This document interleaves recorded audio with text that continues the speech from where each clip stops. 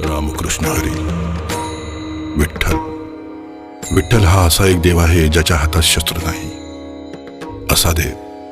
असा देव ज्याचा अवतार नाही म्हणून जन्मस्थळ नाही. जन्मस्थळ नाही म्हणून फुडल्या कटकटी नाहीत, वाद तंटे नाहीत. असा देव ज्याला अमुक तमुक पद्धतीने पूजले पाहिजे असं बंधनही नाही. असा देव ज्याला माऊली म्हटलं जातं. देव आई असण्याचं हे उदाहरण दुर्मिळ. असा देव जो शाप देत नाही, कोपत नाही, हाणामारी करत नाही.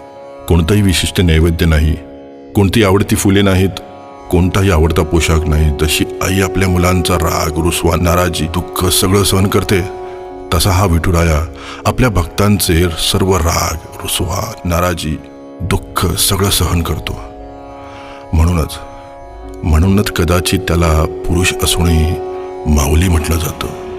माऊली म्हटलं जातं. माऊली म्हटलं